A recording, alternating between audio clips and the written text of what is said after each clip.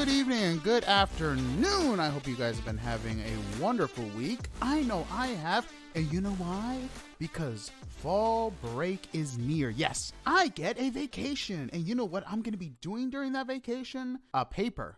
Yes, they love us so much, they're giving us a paper with which we have to read 47 pages, consisting of 3 cases before we even get started on this paper. You see, law school just loves its students, especially when it comes to breaks. We get none, but we're given time to sleep in, so at least there's something to be compensated with. But anyway, you're not here to listen to my woos and whoos about law school. You're here because you want to see what I got for you guys this week, and because we are still in October, and I love Halloween, we're going to be talking about one of my favorite subjects. I mean, I was obsessed with this subject when I was younger, and that is zombies. Now, like I said, I was obsessed with zombies. I was a huge zombie fan. And for a time, I could say I was obsessed with zombies. I watched so many different types of zombie movies. I mean, from the big blusters to the indie zombie movies, which can either be really good or really bad. I remember I watched this French zombie movie with a SWAT team and a drug dealer having to work together after the SWAT team was trying to bust the drug dealer and escape from a building. And I gotta say, that was a fantastic zombie movie. It was really good. I mean, there are some fantastic foreign films out there. If you are not aware that foreign countries made zombie movies, pick up a remote, look up Google, because they have some really great ideas. But anyway, I just love zombie movies, and the funny thing about it is there's not many that's well made. I mean, the few that I can think of offhand that were great was World War Z, Night of the Living Dead, and I do mean both versions, Dawn of the Dead, and yes, I do mean both versions for that one too, Zombieland 1 and 2, Train to Busan, Wreck. But besides that, the zombie genre, it has been alive for almost 100 years. And yet there's only a few zombie movies that were considered good. It's a very untapped and overused genre at the same time. It's very weird. But there are thousands upon thousands of zombie movies if you really look it up. Like I said, it's weird because a lot of indie movies go for the zombies thing, or a lot of college students will do a zombie thing, and it's a flooded market when it comes to that, and it's just terrible. I mean, I remember watching the weirdest, the strangest, I don't even know if this was an actual movie from a studio or a college one that was meant to be a parody. You know what this was called? Redneck Zombies. It was bad, but it was entertainingly bad. And you know how they warded off the zombies, these redneck zombies? I'm going to give you a minute to guess. 1, 2, 3. Okay. Soap. The power of soap. Like, I got no idea where the heck they came from. I mean, I've known some rednecks. Some of them are weirdly clean, but of course they work in the field all day, so they get dirty, but it was just hilarious. And it is such a low budget horror movie that the camera is just grainy and everything else. I'm trying to think, what's a good comparison? I honestly don't know. Just if you have a chance, the Velocipaster. Yes, if you watch Velocipaster, you're going to enjoy this. But yeah, like I said, it's a funnily bad movie. Some of you might enjoy it. Some of you just be brain dead for a couple of hours. But give it a chance. You might laugh. I hope you laugh, because if you don't, to each their own. But like I said, besides that, there are so many movie genres surrounding zombies that there only been a few attempts that have made it past the critics that were like, oh my god, this is pretty good. And besides the movies, there have been attempts to adapt it for TV. Before the popular and unpopular Walking Dead, there hadn't been many zombie TV shows. And of course, when this show was getting adapted, the studio was taking a huge risk. And when The Walking Dead first aired, it exploded. I remember I enjoyed the first couple seasons of The Walking Dead because it was written so well. Heck, I think I enjoyed the first 4 seasons, if I'm going to be honest. But then it started getting repetitive and all that stuff, and I haven't watched it since season 7. Honestly, I got tired of the rinse and repeat. But honestly, after The Walking Dead, there were a lot of TV shows that sprung up dealing with zombies. And of course, while they did not last as long as The Walking Dead, they did revamp the genre. I'll say this. I mean, you had, oh my God, I think Sci-Fi had a zombie show for a while. Z Nation, I think. I watched a couple episodes of that. It really wasn't that good. But again, the one thing I'll say about The Walking Dead is while they did revamp the genre, they've been slowly killing it after all these years. And I'm not killing it like, oh my God, they're killing it. I mean, they're slowly and methodically killing the genre. And one of my favorite zombie TV shows, which I think was phenomenal and really brought some new life into the zombie TV show genre, was Kingdom. Now, this is on Netflix and is a Korean-based show. And I gotta say something. I don't know if Korea has jumped into the zombie genre this late and just came up with these good ideas, or they're starting to get into the zombie phase, but they've made some really good zombie shows and movies based around the zombie genre.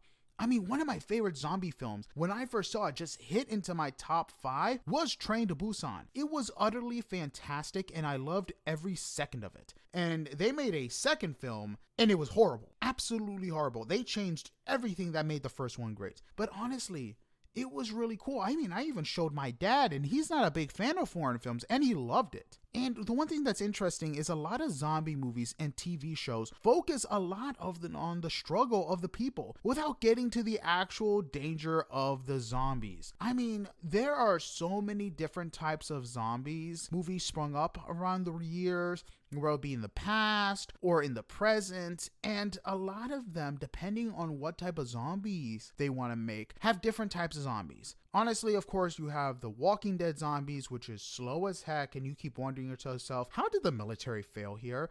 But the scariest zombies, which honestly would make sense in the world of The Walking Dead and definitely would have changed stuff, would be the running zombies. You know how terrifying it is to see a running zombie? I remember I was so scared watching 28 Days Later, and then of course 28 Weeks Later, and Dawn of the Dead. They made me super scared of running zombies because think about it, I'm slow. Like, if you were to race me, you're gonna win. Like, I'm not a runner, and seeing the undead run with unlimited stamina, no. That's scary for me. And it's not even TV shows and movies. Even video games struggle with making a good zombie game. I mean, the best zombie games are very few and far between. I mean, of course, you got Left 4 Dead 1 and 2, Resident Evil 1 through 3, House of the Dead, Call of Duty Black Ops 1 through 4, and Cold War, and that's about it. It's super hard for video game companies and developers to actually make a decent zombie game for some reason. I mean, of course you had World War Z, which was okay, and don't make me mention Back 4 Blood. That was utterly disappointing. But they don't know whether to focus too much on the people or making the zombies different, the gameplay, or the story. I mean, for some reason, it's super hard to juggle with some of these developers, and it shouldn't be. But honestly, I know the people want to list The Last of Us as a part of the zombie genre, but we can't. As much as I would love to just throw The Last of Us in there, they have already established that the infected are not zombies. Even though they act like zombies, they're not zombies, so we can't like slap them in there. So just wanted to throw that out there just in case I hear people in the back was like, wait a minute, why didn't he list The Last of Us? That's why, because technically it's not a zombie game. I don't know.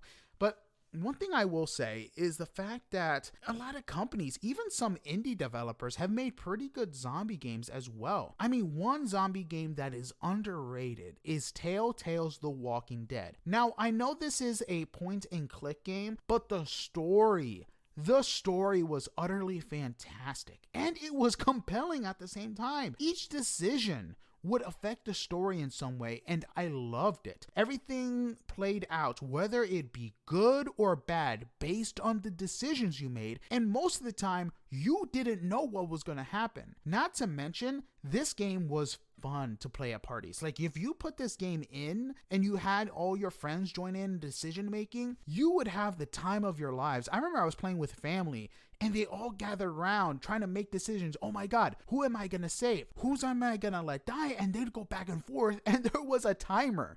They actually, future games actually implemented this and actually had a party mode where people can vote on their phones just to make it even better. And of course, you still needed someone on the controllers just in case like a cutscene came by and you had to make like quick decisions and stuff like that. But it still was fun and focused so much on the story that you just had a blast. And of course, zombie video games weren't the only things I was interested in. There was also zombie books. Yeah, so like I said before, I was kind of obsessed, so I went into every type of media for this. And I gotta say, the zombie books that I've read were really good. One of my favorite ones was called The Enemy, which took place in London, out of all places. And this was a very interesting zombie apocalypse because while of course these ones ran, walked, and did whatever, they, for some reason, an infection sweeps in and turns everybody over the age, I want to say, of 18. It could have been 16, but I really want to say it was 18. And turned them into zombies, leaving kids and teens. And then drama ensues. And it was very interesting because it's like, okay, the adults have turned into zombies. And I think they were called mothers and fathers, which interesting. But like I said, it was a great concept. I think he made like 5 or 6 books.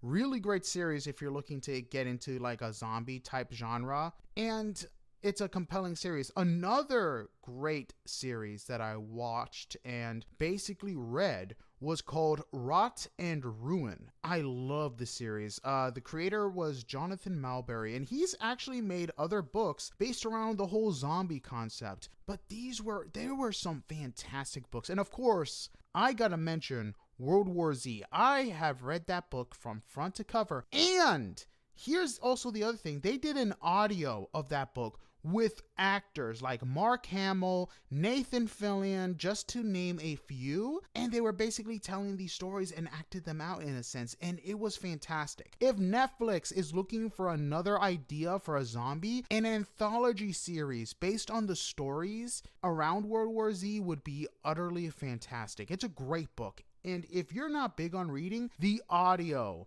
is phenomenal. Like I said, they get so many different actors to basically tell the stories within the chapters, and you just dive in. I think they even got Martin Scorsese to say one. I want to say it's Martin Scorsese. The voice fits him so perfectly. But yeah, no, they really got a lot of actors.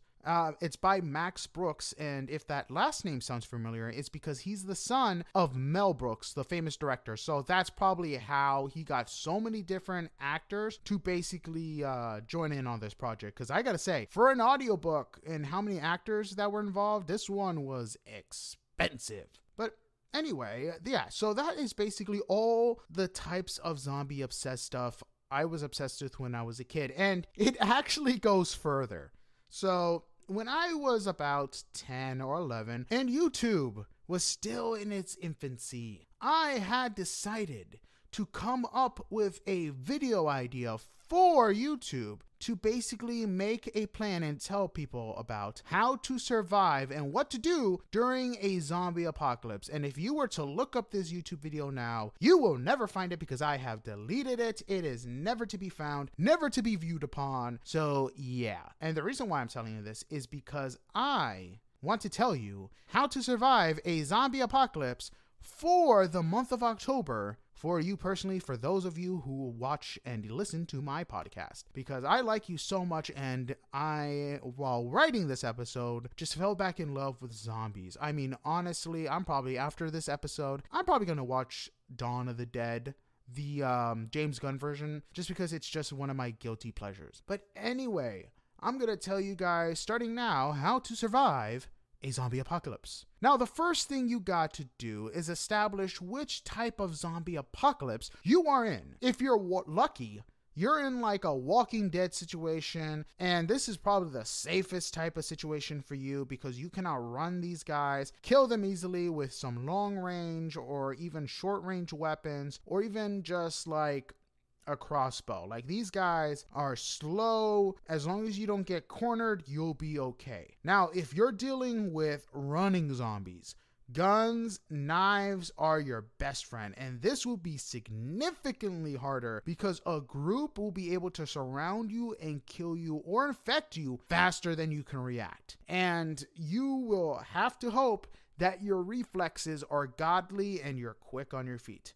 Now, if you are and you find yourself in a Resident Evil type of zombie apocalypse, good luck to you. I mean, salute, may the Virgin Mary be with you, because you are in for one heck of a ride. Because besides zombies, you have no idea what other monsters or mutants are going to be around or have evolved because of this virus. Like I said, salute and all that stuff if you're basically in a Resident Evil type of situation. Yeesh. But also, moving on from the first thing, the second thing you would have to do is get your weapons. Now, of course, a gun is ideal for any type of situation dealing with zombies, but you run into two types of problems, major problems in my opinion.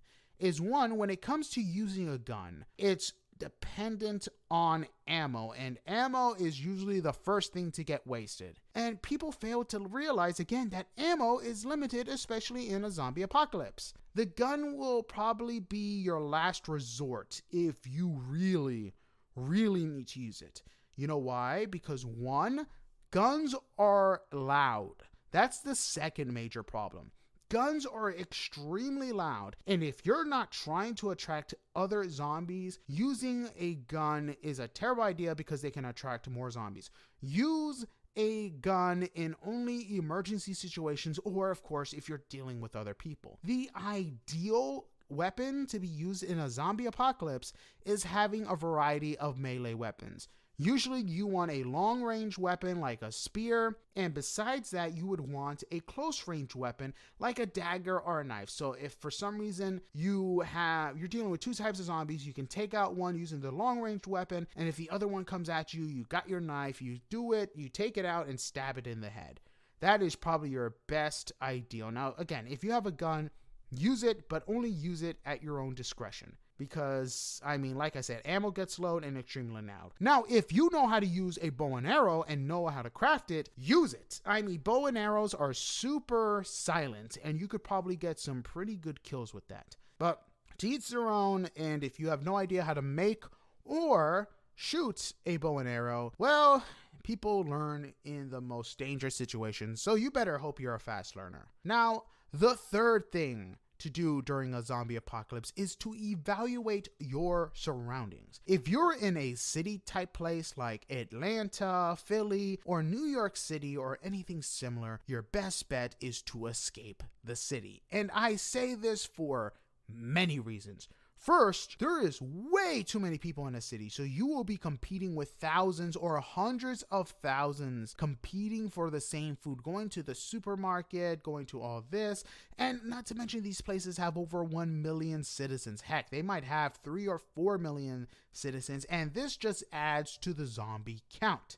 Now, you also run into the risk of dealing with that many zombies as well, and that is bad because you will be surrounded. Sometimes you won't be able to escape a building just because of how many zombies there are. And even if you do escape a building, good luck on the outside because, wow, you'll be dealing with a lot. Now, again, if you find yourself in a city, make sure to try to escape and don't go to the highway. Don't take the expressway because you will be trapped instantly and made easy pickings. Try to go for some back entrances, some back roads, and yeah, because those are most likely the roads not going to be taken at first. And if you can use them to get out, you'll be good.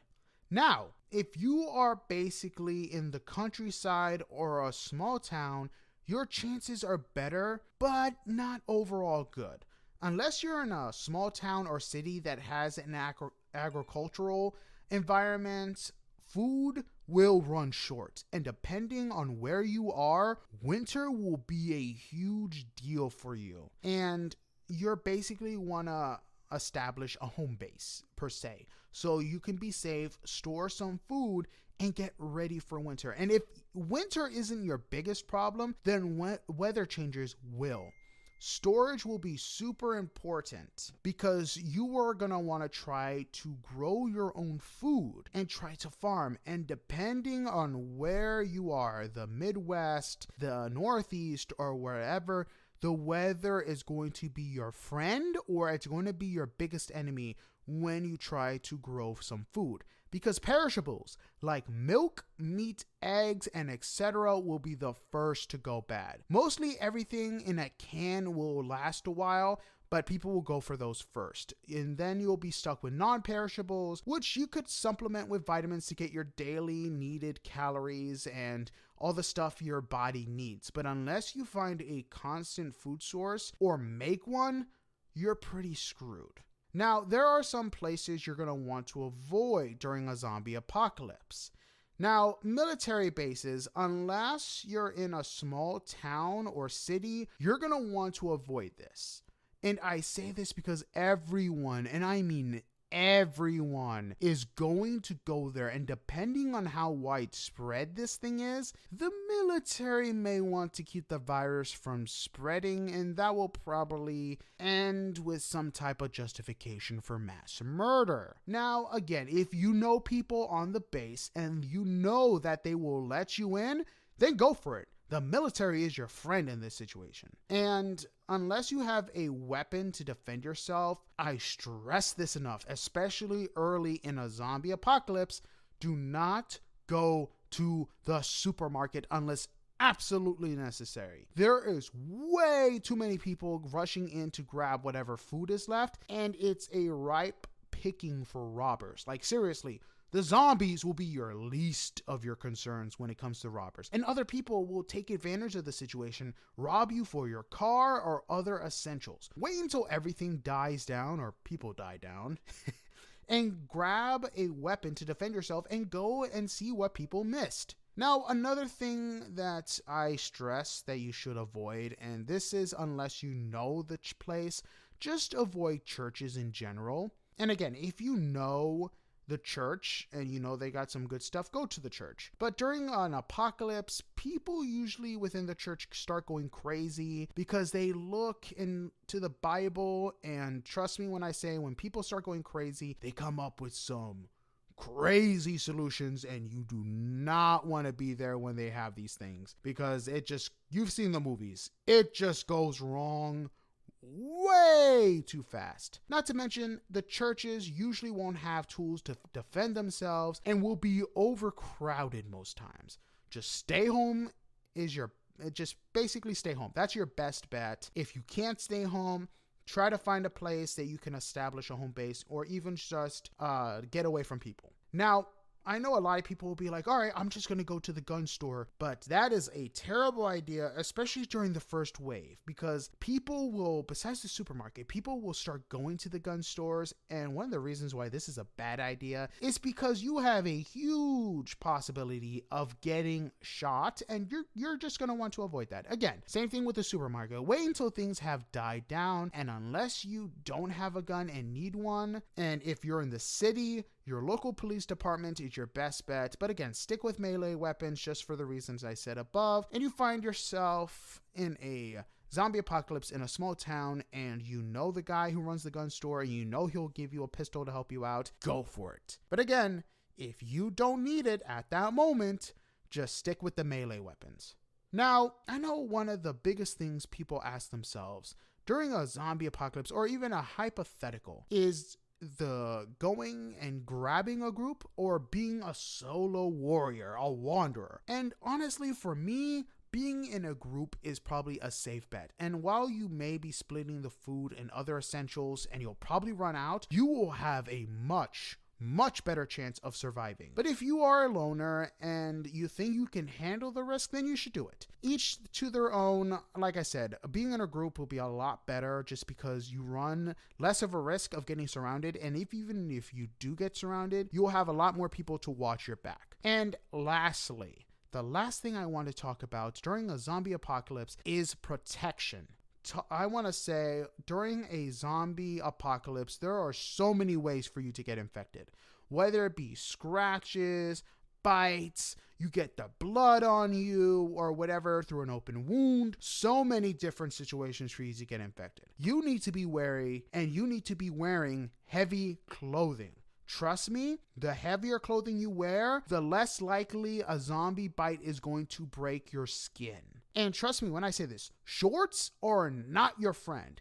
The more exposed your skin is, the most likely you are to get infected. Now, I know a lot of people will be like, okay, I'll wear some type of armor. But this will not help you because one, armor most of the time is way too heavy. Your best bet is to wear some type of vest made for blocking knives. Because of course, if they're made for blocking sharp objects, it's less likely that a zombie bite is going to basically puncture it. Now, if you really want to get creative, you can probably go to an aquarium, go and grab a diving suit meant for people dealing with sharks to avoid getting bitten, because these things are literally made to be resistant to shark bites. You wear this thing and a zombie will basically be able to bite on your arm and it won't puncture anything.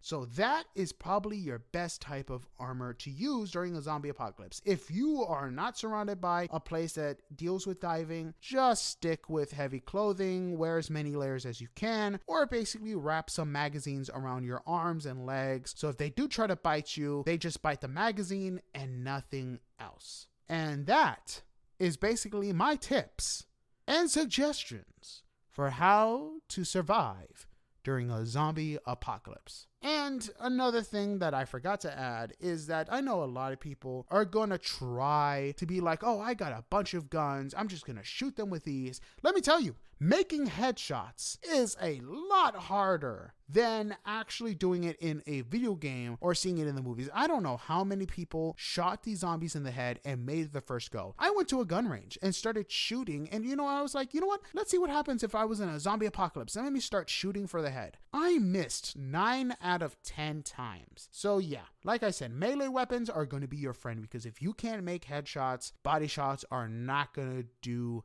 zilch. Nada. Headshots are your friend. But that's it for today's episode. I hope you guys enjoyed my zombie palooza. And if you're into zombies and was like, oh my God, there's so many different zombie movies or books that I need to read. And to that I say, you're welcome. But I hope you guys have a good one. I'll see you next week where we're going to be diving into more horror themed episodes. So sayonara, see you later, and have a good one. Goodbye.